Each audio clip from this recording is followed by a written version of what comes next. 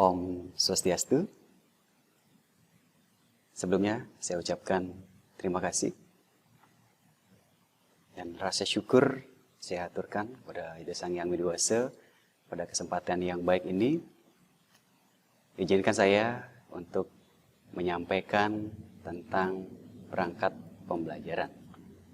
Sebelumnya yang terhormat Bapak dosen Dr.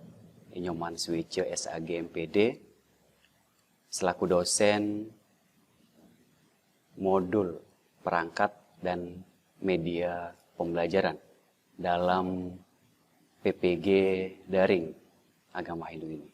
Dan juga teman-teman para peserta PPG yang saya hormati pula. Pada kesempatan ini saya akan berbagi, menyampaikan tentang perangkat pembelajaran. Nah, di dalam perangkat pembelajaran ini, seperti yang kita ketahui, perangkat pembelajaran itu adalah serangkaian media atau sarana yang digunakan oleh guru dalam persiapan mengajar pembelajaran di kelas. Nah, perangkat pembelajaran ini ada beberapa tahap yang harus dilakukan oleh guru guna mendapatkan suatu media yang bagus, baik untuk menyampaikan materi dan juga mengukur ketercapaian dari pembelajaran itu. Yang pertama ada KIKD, ada silabus, protaprosem, program tahunan, program semester, ada KKM, ada RPP, juga ada analisis minggu efektif, dan terakhir melakukan evaluasi. Baik Bapak Ibu, yang pertama dalam menyusun perangkat pembelajaran, yaitu kita lihat dari analisis KIKD. KI dan KD ini itu sudah diatur dalam Permendikbud nomor 24. Oke, baik Bapak Ibu, pada kesempatan ini saya lanjutkan. Yang pertama adalah kita menganalisis KI, KD, dan SKL. Nah, KI, KD ini itu sesuai dengan himbauan pemerintah, sesuai dengan Permendikbud nomor 24 tahun 2016, yaitu tentang lampiran nomor 43. Jadi di sini saya ambil contoh pada KD kelas 10. Ya, KI 3-nya kompetensi inti yaitu memahami, menerapkan, menghayati, mengevaluasi pengetahuan faktual, konseptual, dan metakognitif sampai dengan bagaimana sesuai dengan bakat dan minatnya untuk pemecahan masalah. Nah, di dalam KI 3 ini, sebagai contoh yang saya ambil adalah yang kelas 10, yaitu ada KD 3.1, memahami hakikat nilai-nilainya terkandung dalam Kitab Ramayana.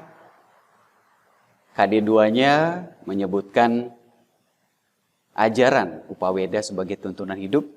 Ketiga, menjelaskan hakikat, sampai KI yang ke-6 itu adalah menjelaskan perilaku gotong royong serta berinteraksi secara efektif menjalankan yang namanya catur warna. Nah, di sini kita lakukan analisis kesesuaian antara KI dan KD-nya. Yang pertama dilihat dari analisis kesesuaian. Jadi, antara KI 3 dengan KD 1 itu sudah sesuai karena di sana sudah menggambarkan bagaimana KD ini untuk menjawab KI ini. Sudah tahapannya sudah terstruktur dan ini sudah sesuai. Yang kedua, KD di dalam analisis ini dilihat dari tingkat dimensi kognitif, dimensi pengetahuan yang ingin dicapai di dalam pembelajaran. Kalau kita lihat kesesuaian ya, jadi Analisis KD ini kita lihat dari tingkat dimensi kognitif. Pada KD 3.1 itu memahami, yaitu tingkat kognitifnya itu adalah C2. Ya. Berikutnya juga jenis dimensi pengetahuan yang dimaksud adalah dalam bentuk konseptual. Nah, di sini tidak perlu rekomendasi karena ini sudah sesuai. Baik analisis KD C2 dengan KD-nya 3.1 memahami. Jadi kita tidak, di sini sudah ada kesesuaian. Nah, dimensi kognitif yang di sini yang dimaksud dalam mata pembelajaran itu adalah bersifat low order thinking skill. Jadi dalam kategori C2 itu masuk ke dalam LOTS. Oke, jadi sama seperti itu juga Bapak Ibu dalam juga menganalisis KD yang berikutnya. Oke, saya berikan contoh lagi satu, yaitu pada KD 2, yaitu menyebutkan ajaran Upaweda sebagai tuntunan hidup. Ini karena dia menyebutkan, maka ranah kognitif itu adalah C1, bersifat faktual, menunjukkan bukti-bukti. Jadi sini sudah ada kesesuaian. Nah, tingkat berpikir pengetahuan itu pada konteks LOTS, low order thinking skill. Oke, jadi seperti itu Bapak Ibu dalam kita melakukan analisis KIKD. Saya lanjutkan. Nah, setelah kita melakukan analisis KIKD dalam tahapan yang berikutnya dalam perangkat pembelajaran itu adalah menyusun, menganalisis silabus. Nah, silabus ini kita analisis dari Permendikbud nomor 24 tahun 2016, yaitu lampiran 43. Jadi di sana sudah dijelaskan bagaimana KI-nya, bagaimana KD-nya. Nah, di sini kita analisis sesuai dengan format. Kita lihat indikatornya. Kita kembangkan indikatornya. Kegiatan pembelajarannya itu seperti apa? Penilaiannya itu seperti apa? Alokasinya itu seperti apa? Sumber belajarnya itu seperti apa? Nah, Bapak Ibu, pada analisis silabus ini saya ambil contoh materi kelas 10 semester 2, yaitu tentang catur asrama. Catur asrama, KD-nya itu sesuai dengan Permendikbud, yaitu adalah menjelaskan ajaran catur asrama dan mempraktekkan manfaat menjalani ajaran catur asrama di dalam kehidupan. Nah, dari KD inilah kita perlu analisis indikator itu seperti apa. Nah, indikator di sini pada poin 3.5.1 pada KD 3, yaitu yang pertama menjelaskan pengertian catur asrama. Yang kedua, menyebutkan bagian-bagian catur asrama, menguraikan, membedakan masing-masing catur asrama. Yang keempat, menjelaskan kewajiban ajaran catur asrama sebagai tingkatan hidup. Yang kelima, melaksanakan pola hidup sesuai dengan tingkatannya. Yang keenam, mendemonstrasikan ajaran catur asrama dalam tatanan kehidupan. Itu indikatornya. Inilah yang harus kita jabarkan bagaimana indikator ini mengamati, di dalamnya ada mengamati, ada menanya, mengeksplorasi, mengelaborasi, mengkomunikasikan. Mengamati, apa yang diamati? Jadi di sini guru memberikan gambar, video untuk diamati oleh siswa. Nah, setelah itu siswa melakukan bertanya. Yang ketiga, mengeksplorasi, yaitu adalah bagaimana mengungkap permasalahan dari pertanyaan tadi. Sikap spiritual, sikap sosial, ada pengetahuan dan keterampilannya. Jadi kita di sini dijabarkan. Ya, alokasi waktu dalam pencapaian KD 3 ini, berapa alokasi waktu yang kira-kira kita perlukan untuk menyampaikan materi ini. Seperti ini kurang lebih di sini dijelaskan 6 minggu kali 3 jam pertemuan. Nah, sumber belajarnya apa saja? Buku pegangan dari Permendikbud. Tentunya kitab Nama Dharma Sastra, Sarasa Muscaya, Bhagavad Gita, internet, dan juga sumber belajar bisa dari lingkungan masyarakat. Seperti itu. Jadi begitu Bapak Ibu terkait analisis silab, menganalisis minggu efektif. Dalam satu semester itu berapa kali minggu efektif itu kita dapatkan? Karena tentu kan banyak ada liburan, dari liburan nasional, kegiatan-kegiatan yang dari sekolah, OSIS, itu perlu dibuatkan analisanya. Berapa yang tidak efektif? Nah, di dalam penyusun minggu efektif ini, kita sebagai guru itu biasanya dari sekolah sudah menyiapkan yang namanya kalender pendidikan. Itu disiapkan dalam 1 tahun. Nah, dari sanalah kita mengambil poin-poin ini. Sebuah contoh saya ambil di dalam semester ganjil 2020-2021 dari bulan Juli sampai bulan Desember, itu saya dapatkan di sekolah yang saya ajar, itu SMK Pariwisata Triatma Jaya Badung, itu 17 minggu efektif. 17 minggu efektif. Nah, kalau dikalikan dengan jumlah jam pelajaran itu sebesar 51 jam pelajaran dalam semester ganjil itu. Nah, di dalam semester genap, setelah kita melakukan analisis seperti tadi, jadi kami di sekolah SMK Triatma Jaya mendapatkan minggu efektif itu adalah 14 minggu efektif.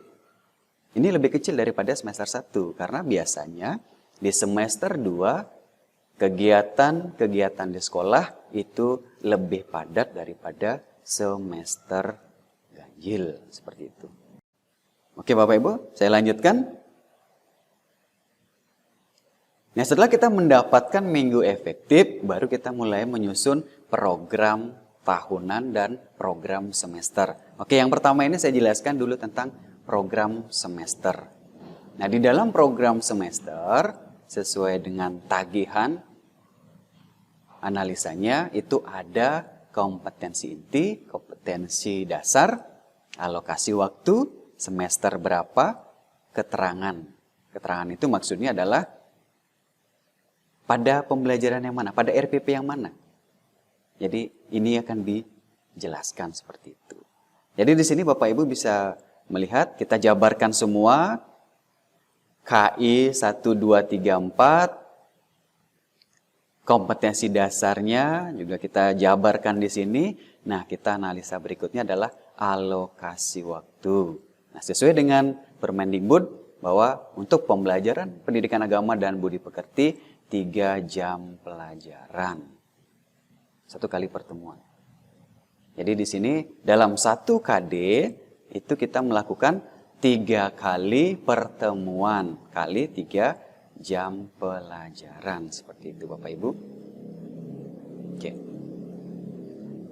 Nah, pada itu sama juga kita jabarkan KD-nya itu seperti apa. Ya, KD-nya seperti apa? Kita ambil dari Permendikbud. Kita analisa ya, pada semester berapa yang akan kita berikan, ini sudah sesuai. Nah, keterangannya saya lampirkan di sini adalah pada RPP 1 ini itu terdapat penjelasan tentang bagaimana pencapaian untuk KD 4 mempraktekkan pelaksanaannya menurut kitab Ramayana. Nah, dari analisa program tahunan ini secara keseluruhan untuk kelas 10 itu ada 6 materi pokok yang harus kita sampaikan. Di mana masing-masing 6 materi pokok itu kita berikan dalam 3 kali pertemuan. Nah, kita analisa sekarang. Total waktu, total minggu yang kita perlukan untuk menyampaikan semua materi di dalam KD itu yang ada di dalam kelas 10, yaitu adalah 18 minggu. Nah, sementara rincian minggu efektif yang saya dapatkan tadi pada semester ganjil adalah 17 minggu. Nah, jadi kita kekurangan 1 minggu untuk menyampaikan materi. Nah, bagaimana solusinya? Solusinya adalah di dalam kita menyusun RPP dalam katakanlah KD 1 ini, RPP 1 ini ada 3 kali pertemuan. Jadi untuk menyiasati itu ada KD yang ada RPP pertemuan 1, 2, 3 kita gabungkan menjadi 1 kali pertemuan. Itu bisa kita lakukan. Sehingga apa? Sehingga seluruh materi yang akan kita berikan itu tertuntaskan, terpenuhi.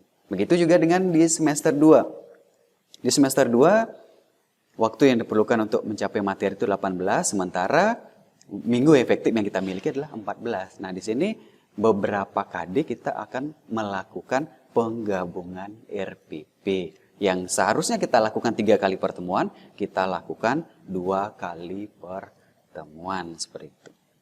Jadi seperti itu Bapak Ibu, analisanya untuk program tahunan. Nah, kalau sudah program tahunan, kita tuangkan ke program jangka pendek, yaitu program semester. Nah, format program semester ada mata pelajaran, kelas berapa, kompetensi inti, kompetensi KD-nya, kompetensi dasarnya, alokasi waktu, ini bulannya. Katakanlah contoh tadi saya ambil materi catur asrama di kelas 11. Karena kelas 11 tadi analisanya adalah program tahunan pada semester 2, kita keterbatasan minggu efektif untuk mengajar. Jadi di sini saya contohkan pada pembelajaran catur asrama 3.5 menjelaskan ajaran catur asrama yang seharusnya 3 kali pertemuan, saya berikan 2 kali pertemuan. Ya. Jadi seharusnya 3 kali. Jadi di sini 2 kali 3 pertemuan. Nah, begitu juga dengan KD 4-nya mempraktekkan, sama juga kita analisa. Jadi total di sini untuk materi catur asrama yang seharusnya kita berikan 6 kali pertemuan, kita pepetkan menjadi 4 kali pertemuan. Jadi seperti itu Bapak Ibu, dengan kita memiliki analisa ini, program semester ini, jadi pembelajaran kita terstruktur. Jadi kita jauh lebih mudah untuk menyusun strategi mana yang mesti akan kita combine RPP-nya, mana yang akan kita berikan materi secara lebih maksimal seperti itu. Baik Bapak Ibu, saya lanjutkan. Nah, berikutnya kita menyusun KKM. Kriteria ketuntasan minimum. Ya, kriteria ketuntasan minimum di format itu kita menjabarkan KI, ini saya ambil contoh catur asrama. Ya, oke. Ini saya ambil contoh untuk KKM kelas 10 ya, pada semester ganjil. Pada semester ganjil. Jadi semua kita analisa, kita tuangkan di dalam format ini. Ada KI 3, KI 3 itu ada KD-nya, ada 2, ada 3. Ada 3 KD. Nah, kriteria pencapaian, ada kompleksitas, daya dukungnya, intake-nya itu bagaimana. Nah, untuk memahami itu, nah sebelah kanan sudah saya jabarkan. Kompleksitas itu adalah tingkat kesulitan kompetensi dasar. Nah, semakin sulit kompetensi dasar, maka semakin rendah nilainya. Sebaliknya, semakin mudah kompetensi dasar, maka semakin tinggi nilainya. Sarana pendukung. Nah, sarana pendukung ini bagaimana di dalam sekolah Bapak Ibu? Apakah memadai sarananya? Laptop, ruangan, kapasitas sudah sesuai dengan kapasitas, tempat duduk, ruangan yang nyaman. Bagaimana sarana pendukung pembelajaran itu? Nah, ini perlu dilihat. Ini juga mempengaruhi. Yang ketiga adalah intak siswa, tingkat kemampuan rata-rata siswa. Nah, kita pahami bahwa tingkat kemampuan siswa itu tidak merata Bapak Ibu. Jadi kita perlu kira-kira menganalisa seperti itu. Mungkin di sini sudah dijabarkan. Misalkan rentang 81 sampai 100, rentang nilai sedang 65 80, rentang nilai rendah 40 68. Nah, jadi di bagian tabel ini kriteria penskoran kita bisa lihat kira-kira kompleksitasnya itu tinggi, sedang, apa rendah. Nah, ini dituangkan di dalam rumus menentukan KKM ini. Jadi, untuk KI 3 pada kelas 10 minimal ketuntasan minimum yang harus anak-anak capai sebesar 76. Itu nilai minimumnya. Nah, berikutnya kita sudah mulai dekat dalam hal menyusun RPP. Nah, sebelum melakukan menyusun RPP, kita perlu melakukan telaah penilaian K13, yaitu telaah indikator. Ini sangat penting. Bagaimana indikator esensial kita berikan untuk memberikan stimulus di sana. Sehingga pembelajaran itu bisa merangsang siswa untuk mencapai indikator yang kita inginkan seperti itu. Oke Bapak Ibu, di sini contohnya dari aspek penilaian itu sikap spiritual, sosial, pengetahuan, keterampilan. Oke, saya ambil contoh pada pengetahuan. Yaitu pada pengetahuan 3.5 menjelaskan catur asrama. Indikator yang pertama menjelaskan pengertian catur asrama. Nah, di dalam menjelaskan pengertian catur asrama, indikator apa yang kita berikan kepada siswa sehingga bisa mencapai pemahaman itu? Ya, di sini tahapannya adalah guru menyajikan bahan kajian berupa bacaan yang berkaitan dengan catur asrama. Nah, Pak, level pengetahuan di sini, level kognitif, level berpikir pada indikator 1 ini adalah C2, memahami konseptual. Seperti itu Bapak Ibu. Jadi sama, kita lakukan pada indikator yang lainnya. Semoga bisa diterima. Saya lanjutkan. Nah, ini adalah poin-poin penting yang harus ada kita tuangkan di dalam RPP, rencana pelaksanaan pembelajaran. Nah, sesuai dengan arahan pemerintah, arahan Kemdikbud, bahwa di dalam menyajikan RPP itu ada yang namanya pendekatan saintifik. Di dalamnya ada tahapan mengamati, menanya, mengumpulkan informasi, mengeksplorasi, mengasosiasi, dan mengkomunikasikan. Jadi kita harus membuat tahapan-tahapan ini di dalam langkah-langkah pembelajaran nanti. Yang berikutnya juga harus ada di dalamnya keterampilan abad 21.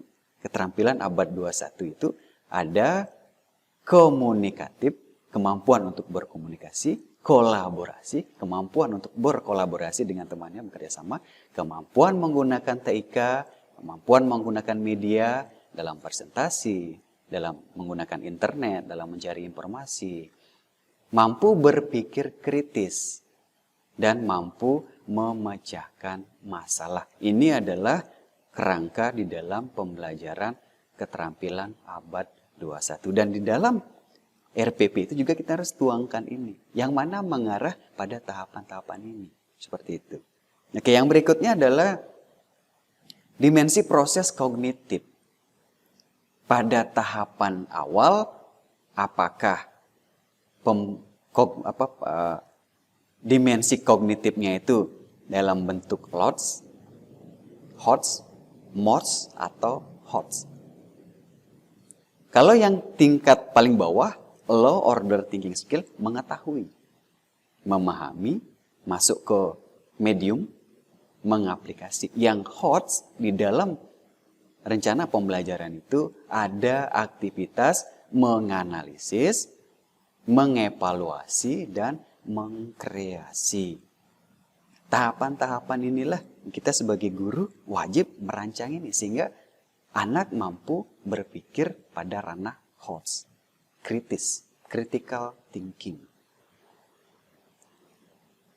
Nah, di dalam pengembangan RPP juga dicantumkan, dianalisa tentang nilai-nilai karakter. Jangan sampai keterampilan abad 21 luar biasa. ya, mampu menganalisa dalam berpikir hots, tapi karakternya kurang, salah, kurang bagus. Jadi harus seimbang antara sikap, pengetahuan, keterampilan harus diberikan keseimbangan. Maka dari itu, wajib kita tetap mengembangkan nilai-nilai karakter di dalam proses pembelajaran. Karakter itu sudah dijabarkan oleh pemerintah, yaitu nilai religius, jujur, toleransi, sikap, kerja keras, dan di sini juga dijabarkan ya, ada integritas, religius, nasionalis, mandiri, gotong royong. Oke Bapak Ibu, ini adalah bahan yang harus kita pahami untuk kita tuangkan di dalam penyusunan RPP. Nah sekarang saya berikan contoh dalam RPP. Oke, nah di dalam RPP ini, sesuai dengan format yang diberikan, itu ada judul tentang sekolah kita, itu menjabarkan kompetensi inti, semua kompetensi kita tuliskan sesuai dengan arahan dari Permendikbud. Begitu juga dengan KD dan indikator. Ini kan sudah kita analisa, kita tinggal tuangkan ke sini saja analisanya. Nah, tujuan pembelajarannya, ini saya ambil contoh tentang catur asrama. Yang pertama itu adalah menjelaskan pengertian catur asrama, menyebutkan bagian-bagian catur asrama, menguraikan pengertian bagian-bagian catur asrama, menjelaskan kewajiban dari masing-masing catur asrama, mengkaitkan catur asrama dalam konteks kehidupan sehari-hari. Materi catur asrama, bagian-bagian catur asrama, pengertian bagian-bagiannya, kewajiban catur asrama. Nah, pendekatan, metode, model pembelajaran. Pendekatan yang di sini digunakan adalah pendekatan saintifik seperti tadi, sudah masuk di dalamnya. Metode, kita melalui diskusi, tanya jawab, penugasan. Model pembelajaran di sini yang saya gunakan untuk menyampaikan materi ini adalah investigasi kelompok, group investigation. Medianya, alat, lembar kerja, penggaris, dan lain sebagainya. Nah, sumber belajar, buku panduan siswa dari internet, juga buku sumber lainnya yang relevan. Nah, sekarang kita masuk ke dalam kegiatan pembelajaran. Nah, seperti tadi, kita bahas tadi ada hal-hal yang mesti kita perhatikan di dalam menyusun RPP. Nah, kita tuangkan di sini. Yang pertama itu kegiatan pendahuluan. Kegiatan pendahuluan itu adalah memberikan apersepsi. Kegiatannya adalah memberi salam, Om Swastiastu, mengajak siswa melakukan puji trisanyo, mengabsen siswa, menanamkan nilai-nilai karakter, mendiskusikan kompetensi, menyampaikan tujuan pembelajaran yang ingin dicapai. Nah, dari kegiatan pendahuluan ini dijabarkan nilai karakternya itu ada nilai religius, integritasnya mereka di kelas, gotong royongnya mereka dalam piket di kelas, bersih-bersih, itu sangat penting ditanamkan. Nah, berikutnya di dalam kegiatan inti Bapak Ibu. Di dalam kegiatan inti kita mengkaitkan, menanamkan pemahaman abad 21, ya.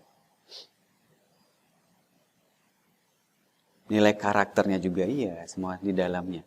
Kegiatan inti yang pertama adalah mengidentifikasi topik. Atau di sini bisa dikaitkan ke dalam sintak pembelajaran itu adalah mengamati, menanya.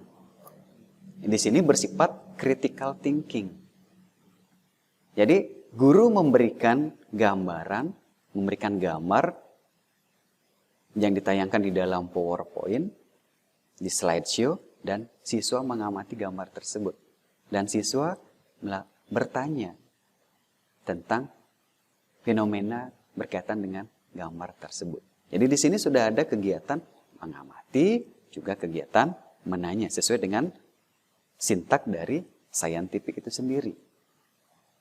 Ini juga sesuai dengan sintak group investigation.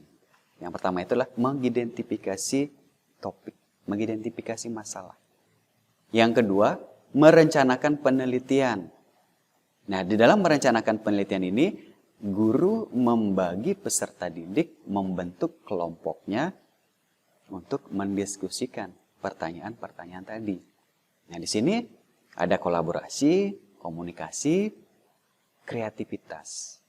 Nah, disinilah diperlukan nilai PPK itu gotong royong. Seperti itu. Nah, yang ketiga, sintak yang ketiga di dalam GI, Group Investigation, adalah implementasi penelitian. Implementasi, kita menganalisa. Nah, di sini setiap siswa di dalam satu kelompok itu sama-sama mencari jawabannya masing-masing. Di sini akan menumbuhkan kolaborasi, komunikasi, dan kreativitas. Di sini kemandirian yang dituntut untuk bisa mencari jawaban sesuai dengan pemahamannya mereka. Mereka berpikir tingkat tinggi untuk mencari bagaimana menyelesaikan permasalahan tadi. Tahapan yang keempat, menganalisis hasil penelitian, menyiapkan laporan. Nah, di sini setelah pada tahapan ketiga anak-anak sudah masing-masing mencari jawabannya masing-masing, pada tahapan keempat ini mereka bersama-sama mengkolaborasikan pendapat mereka masing-masing dan akhirnya disepakati pendapat yang akan digunakan untuk menjawab pertanyaan tersebut. Nah, di sini sudah akan ada kolaborasi, critical thinking, kritis, kreativitas dari kelompok mereka. Di sini tentu akan ada rasa kegotong royongan seperti itu. Nah, Bapak Ibu, tahapan tadi itu memerlukan waktu yang cukup banyak. Itu 1 kali pertemuan. Sudah selesai. Jadi guru menutup pembelajaran berikut. Minggu depan dilanjutkan dengan presentasi. Oke. Pertemuan berikutnya ini adalah melanjutkan presentasi dari tiap-tiap kelompok. Nah, hal ini akan membentuk komunikasi, critical thinking. Ya, yang keenam, membuat kesimpulan secara bersama-sama siklus kehidupan yang dikaitkan dengan ajaran catur asrama.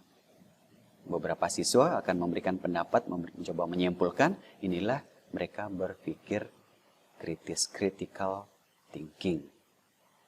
Pada berpikir pada tingkat HOTS. Terakhir guru memberikan evaluasi. Nah, kegiatan penutup di sini baru dilanjutkan dengan kegiatan penutup. Guru memberikan apresiasi, memberikan pujian, memberikan reward. Guru juga memberikan saran kepada mungkin ada siswa dalam kelompok yang kurang aktif seperti itu. Guru memberikan tugas tambahan, mengerjakan soal latihan. Pembelajaran selesai. Seperti itu. Oke, Bapak Ibu, saya lanjutkan. Nah, ini pertemuan ketiga dan keempat. Sama proses tahapannya itu sama seperti tadi. Nah, habis RPP, bagian bawah dari RPP yang mesti kita buat itu adalah penilaian. Cara kita melakukan penilaian di dalam proses pembelajaran itu seperti apa? Dari penilaian sikap, penilaian pengetahuan, penilaian keterampilan. Melalui observasi, melalui tes tulis, unjuk kerja, portofolio, seperti itu. Program remedial. Program remedial diberikan kepada anak-anak pada saat mereka menyelesaikan soal latihan, nilainya di bawah KKM. Diberikan remedial. Dibimbing kembali. Dituntun kembali untuk memahami mana materi yang masih belum dipahami. Nah, bagi yang teman-temannya yang sudah mendapat nilai KKM atau di atas KKM, diberikan pengayaan, diberikan tambahan materi. Catur asrama bisa dikaitkan memberikan pengayaan ke catur purusa arte seperti itu. Jadi kita berikan pengayaan seperti itu. Baik Bapak Ibu, ini adalah RPP, contoh RPP yang saya buat yang secara lengkap seperti itu. Nanti akan saya lampirkan format penilaian sikapnya seperti apa, contoh soalnya itu seperti apa dalam pengetahuan, juga penilaian untuk praktek mereka. Nah, berikutnya saya lampirkan di sini, nah karena situasi zaman sekarang zaman pandemi, pemerintah simple.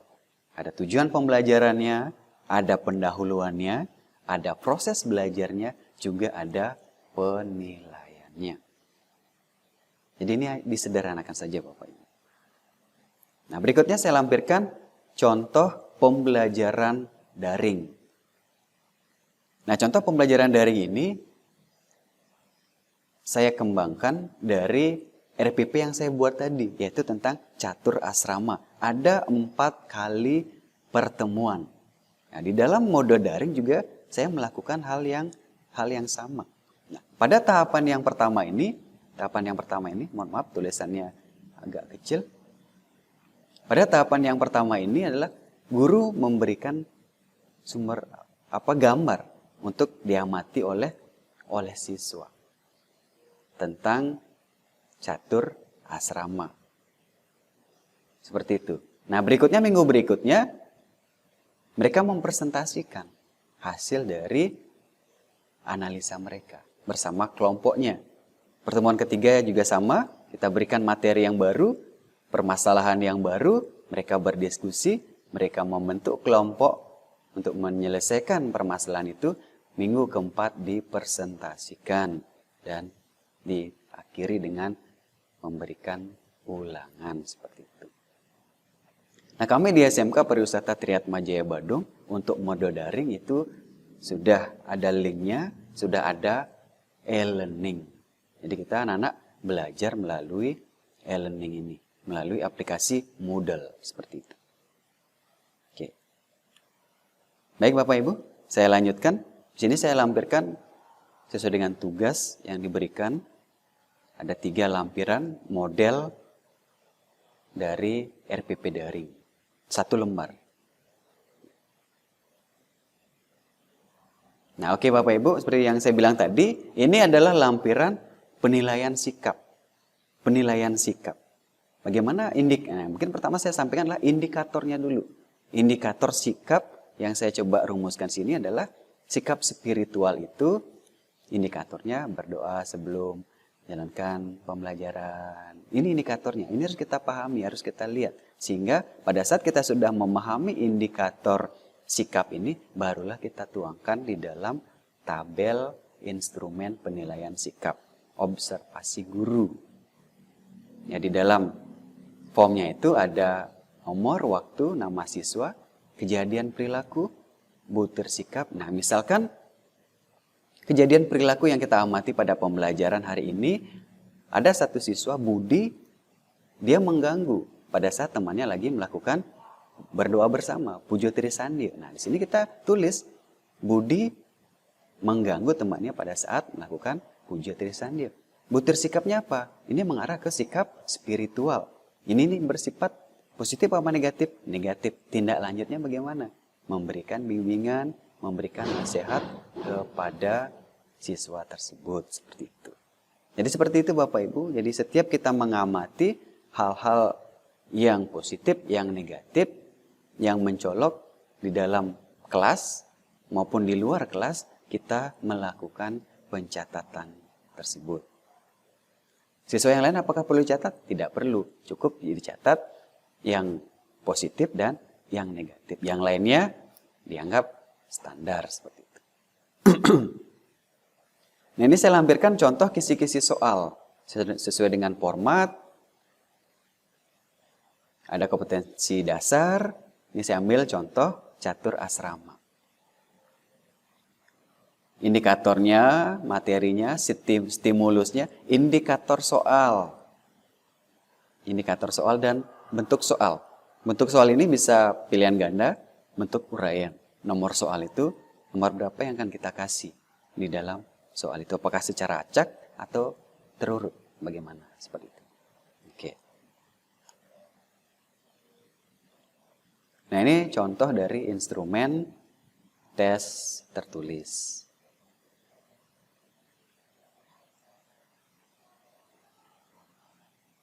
Oke, ini bentuk soalnya Bapak Ibu. Ini contoh soal. Ya, di dalam menyusun soal, kita juga menyusun soal yang bersifat high order thinking skill untuk siswa berpikir Jadi di dalam menyusun soal HOTS itu, guru memberikan sebuah ilustrasi, sebuah cerita. Bagaimana mengkaitkan sebuah cerita ini dengan catur asrama dan siswa mengambil sebuah pemahamannya sendiri. Nah, disinilah kenapa dikatakan HOTS, karena siswa mesti menggabungkan dua konteks yang berbeda dan anak-anak menganalisa itu dengan pemikirannya mereka. Nah, di sanalah akan muncul pemikiran HOTS, High Order Thinking Skill, seperti itu Bapak Ibu. Ini lampiran untuk instrumen tugas, ini untuk praktek, bisa untuk praktek, bisa untuk presentasi. Penilaian portofolio juga kita lakukan, apakah siswa itu rajin, mengumpulkan tugas, mengkolek tugasnya, merapikan tugasnya, atau bagaimana. Oke, lembar penilaian portofolio. Nah, ini contoh lembar kerja peserta didik LKPD. Silakan Bapak Ibu nanti bisa kembangkan sesuai dengan kreativitas Bapak Ibu masing-masing. Oke, baik Bapak Ibu. Sekian pemaparan saya tentang perangkat pembelajaran. Nah, adapun kesimpulan yang saya ambil, saya mengutip sebuah kata bijak bahwa terkait perangkat pembelajaran itu, persiapan mengajar merupakan sebagian dari sukses seorang guru. Kegagalan dalam perencanaan sama saja dengan merencanakan kegagalan. Nah, dari sini jelas kita pahami bahwa Bapak Ibu, menyusun perangkat pembelajaran adalah hal yang wajib kita lakukan sebagai guru, sebagai pendidik. Untuk apa? Agar apa? Sebagai panduan perangkat pembelajaran. Benar-benar memberi arah bagi seorang guru. Ya. Yang kedua itu adalah sebagai tolak ukur guru yang profesional. Tentu mengevaluasi setiap hasil belajarnya. Yang ketiga, mempermudah dengan memiliki perangkat pembelajaran sangat mempermudah seorang guru dalam membantu proses fasilitas pembelajaran. Baik Bapak Ibu semua, terima kasih. Mohon maaf saya sampaikan apabila ada kesalahan dalam penyampaian bahasa ucapan, mohon dikasih masukan, kritisi, kritikan, saran untuk perbaikan ke depannya. Terima kasih Bapak Ibu, saya ucapkan Paramasanti. Om Santi Santi Santi Om.